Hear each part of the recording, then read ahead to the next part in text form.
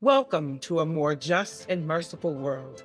I'm Kathy Humphrey, president of Carlow University.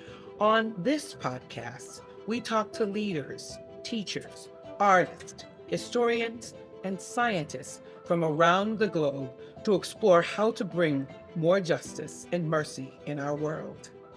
Today, we are so very fortunate to have a very important person to Carlow, Michele Atkins, with us.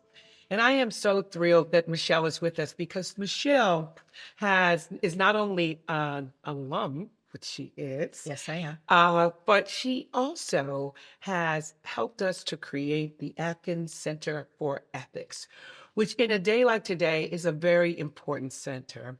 But more importantly, ethics is at the core of who we are as an institution. So, Michele, welcome. Thank you. It's a joy to be back with you. Absolutely. And I'm so glad to have the opportunity to have this conversation with you. And I just really want to start by saying, how did you and Pat make the decision that you wanted to create an ethics center right here at Carlow? Well, so my husband worked for Alcoa. He was in the corporate world, and you see good things and bad things in the corporate world. Right. I worked in the nonprofit world, and part of what I did toward the end of my career was to go into nonprofits that were struggling and try to help them get to be better. And I learned some things that people were doing which were not particularly good. Mm-hmm. And what the common thread was, no one seemed to understand that the rules apply to them. Mm. And so Pat and I talked long and hard about how could we help this region learn how to follow the rules appropriately. Yeah. And so we decided Carlow was the best place to do that. Yeah, that's wonderful. And so I know that you had told me earlier that you literally were kind of surveying people on the street to say, what is ethics? Right. What'd you find out? And then help my audience, help them understand what ethics really is. What are we talking about? Okay, so yeah, for the last couple of weeks, knowing this was coming up and knowing that I'm in and out of all sorts of places, every time I saw somebody, I would say, by the way, what do you think ethics is?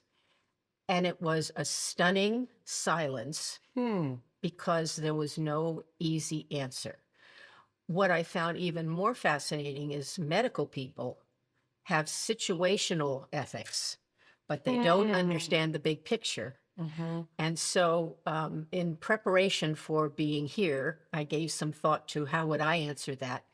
And historically, prior to the last couple of years, I would have said that ethics is doing the right thing for the right reason at the right time. Mm.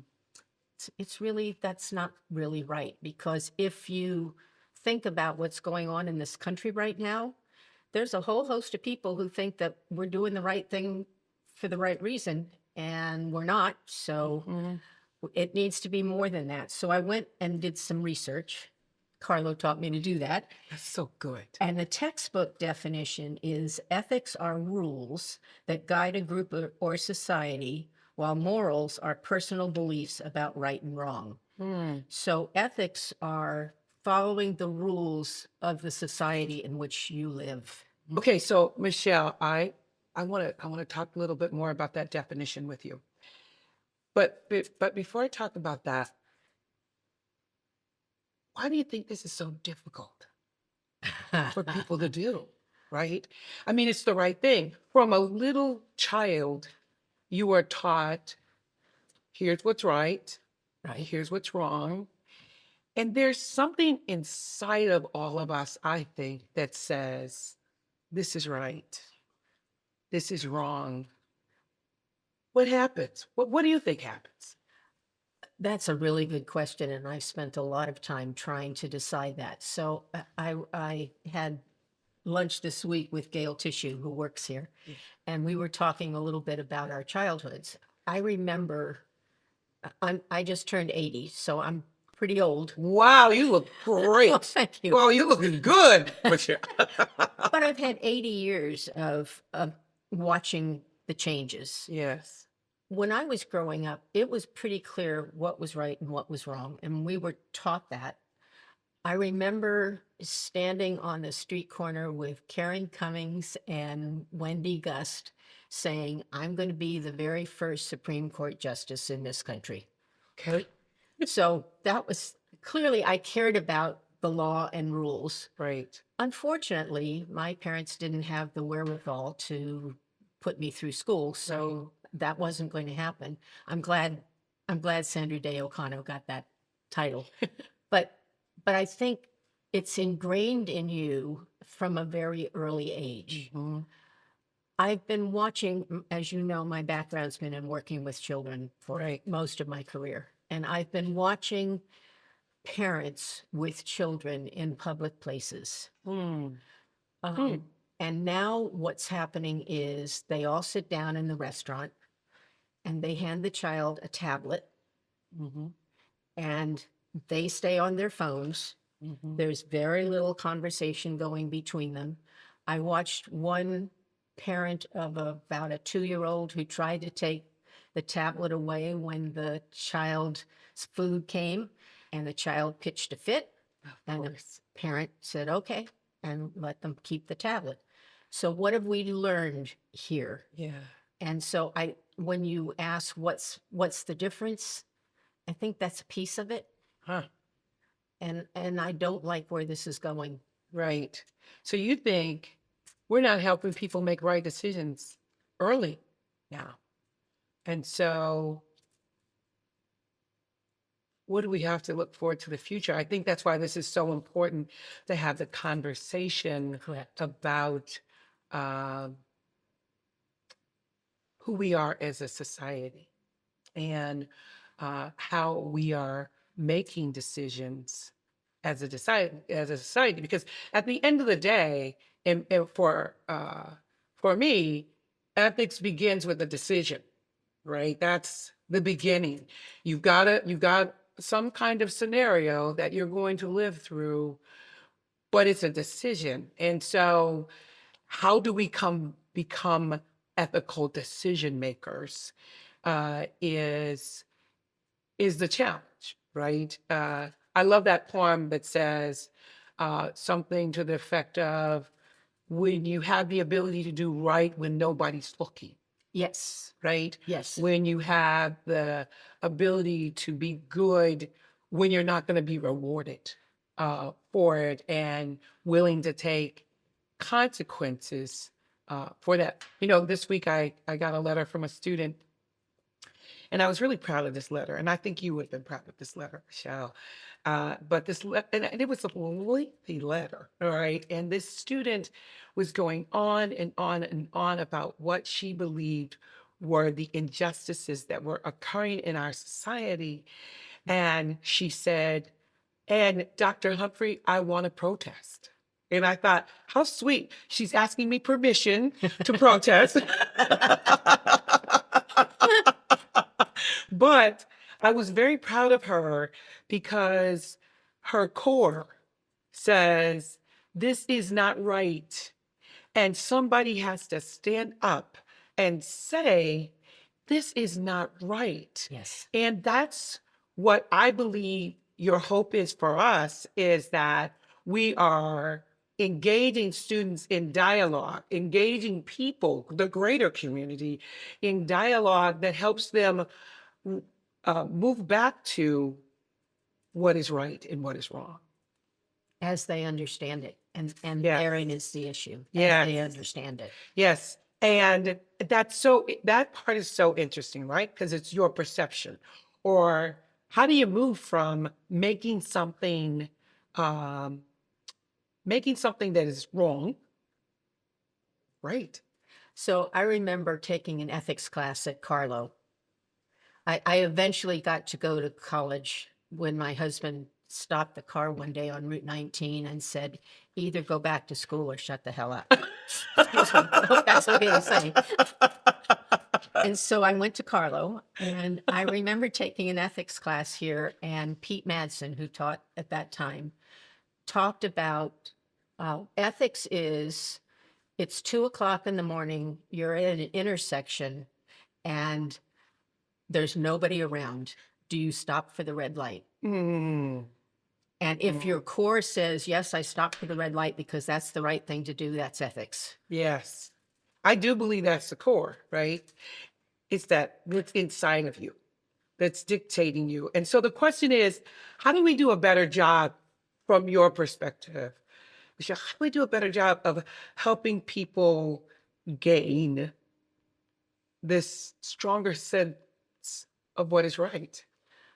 So I don't know that there is an answer. It's endemic. I remember when my son, who is now in his 50s, went to school and he was studying film production. Mm-hmm. And he and I had a knockdown, drag out fight about a particular movie that I thought was far too violent to have been put on the film, on the screen. Okay. And he couldn't understand why I was so upset. But I think the culture over the course of my 80 years has been going down a bad slope Mm-hmm. because the messages that we get is it's all right to break the rules. It's okay to, and we make heroes of people who are breaking the rules. So I'm not sure I have an answer. I don't know that anybody has an answer, except what's going on right now is just wrong. Right. Well, I think that's a very interesting point that we make heroes out of those who are making bad decisions. Um, and I think that's one thing we can do. We can call it and we can stop making heroes. I know that there are some journalists who refuse to do stories about people who have done heinous things for that very reason, and I have a tremendous amount of respect for them. You know, when I think about ethical behavior, it's behavior that impacts humans at our very core. Yep. And we talk a lot here about justice and mercy, and that's concern today about how do we really encourage the next generation to create a more just, right? Because justice is about ethical behavior. It's about doing the right thing for everybody, because we never know. I love the illustration of the stoplight, because oftentimes you think you're alone, but you're not. And what happens if somebody else thinks they're alone at that same stoplight, Right. and you decide because nobody's there, you move through, and now we've got a horrific accident. Yeah. Right. And those kinds of things, happen every single day. Well, so what's your hope for now? I believe, because of my background, I believe it starts with children.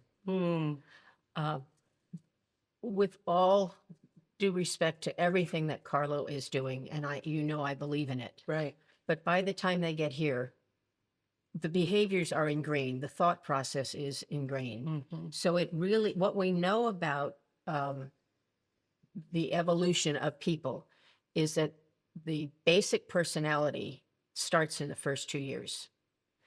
And it's pretty well formed at the end of 2.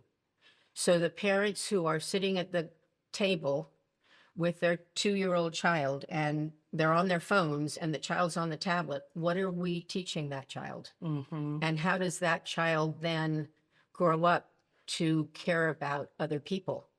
Because that child's looking here. I now live in Oakland and I go walking every day. The number of students, college students, who are walking down the sidewalk with their phones right in front of them, and twice I've been run over by them because they're not paying any attention. Oh my goodness. How do you approach civility and kindness Yes. when you're only looking down? Yes. And you're never speaking to anyone. Right. right? So I live in Oakland as well, and I can't tell you how many times a young person has passed me and I've said good morning and they never say a word. Right. Not because they're not trying to be kind, they don't hear me. They have these ear Yeah. pods in, Right. and so they don't hear me. And and this is interesting because if I tie this all back to ethics, at first you got to be human to me, right? And I've got to see you. Right. And when it's my ability to see you is what I also thinks piques that inner core of who I am to treat you well, right? Is because I see you. And I just think that's such a great observation. The first thing you've got to do if you're going to be ethical is you've got to see the person. And you've got to believe that they are human enough and good enough for you to pay attention Right. um, to their existence. And then you have to follow the rules. Yeah. And the rules are an ever changing every 2 minutes right now. And Right. so how are we helping young children even understand what the landscape looks like when it keeps changing every day? Right. So let's talk more about the children because we have children at Carlow as well, Yes, as you you do. full well know. And actually, my grandson is going to start attending Carlow, and I couldn't agree with you more. I'm fascinated with his growth and development because I don't normally work with little children, but to watch him, and I truly believe what you're saying about the developmental process is set right at 3 years old. He's making decisions, and I'm fascinated with the fact that he knows what sorrow looks like, right? He knows what joy looks like, and he knows how to project it. And I'm fascinated at that. But it really connects to what you're saying is we have to start really early uh, with this notion of the insertment of ethics. Yes. So Michelle, if you could do this for every child, how would you start? Well, so as you know, I ran the campus school here for a small period of time. Mm-hmm. What I know is the people who are teaching need to be grounded in what's right and what's wrong and how do you teach that. Mm-hmm. And I think Carlo does an amazing job of helping students understand that.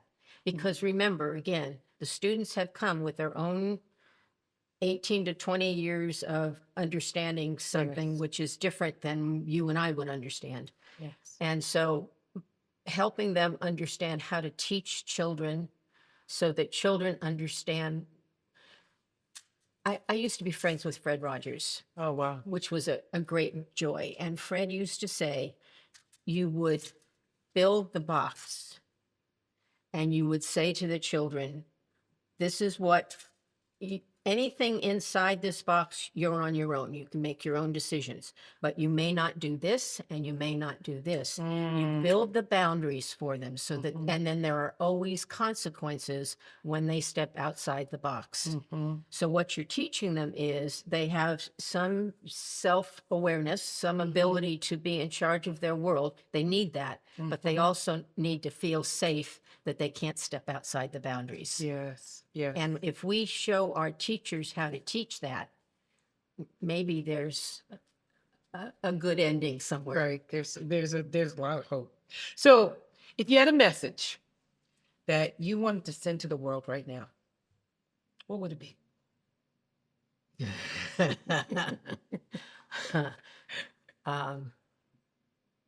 Stop this now. Mm. Pay attention to facts. Don't listen to opinion. Pay attention to facts and make decisions based on facts. We're not doing that right now. The strategy right now is if I repeat it often enough, it becomes fact. Well, no, it isn't fact. And so if you're paying attention to what's going on, there are going to be really bad things coming down the pike. And the way to stop that is to stand up. Your student who wants to protest, Yes. We all need to be doing that. Yes. And interesting,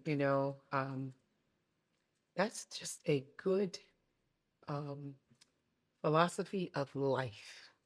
Pay attention to the facts, respond to the facts, act on the facts. I don't know a better way to really live out ethical leadership, right? Because it's about leadership. And when you get in that position, uh, the responsibility, that's something that I say to our students often here. Too much is given, much is required. Correct. And when our students leave here, our hope is that they are going to be ethical leaders. And I do think your message of saying to them, pay attention to the facts, pay attention to the people. This is how you really become a strong ethical leader. See, understand, and that understanding is what will help you make good decisions for many things throughout their lives, throughout their careers. Right. So I think that I'm grateful for this conversation because I don't think we as a community talk about doing what is right, doing what is good, what is just, right? And as an institution of faith, right, I think that is what we are called to do by our Lord, is to, the second greatest commandment is that I love my fellow man as I love myself. That's the second greatest commandment. Because if you don't love yourself, then you can't love You anybody can't else. love anybody else. And that's why Pat and I wanted this ethics. We want this region to say, oh, I'm not sure what the right thing is. Let me call Carlow. They may be Yeah. able to help me. Right. And so this work it's crucial. It's crucial to keep having these conversations. So I'm grateful that you would spend some time with me today to have this kind of conversation, because it's a conversation that we need in the world right now more than ever. And at the cornerstone of this is just loving people enough to do right by them. So thank you, Michele, for being with me It's been today. fun. And of course, I look forward to many more conversations with you. Absolutely.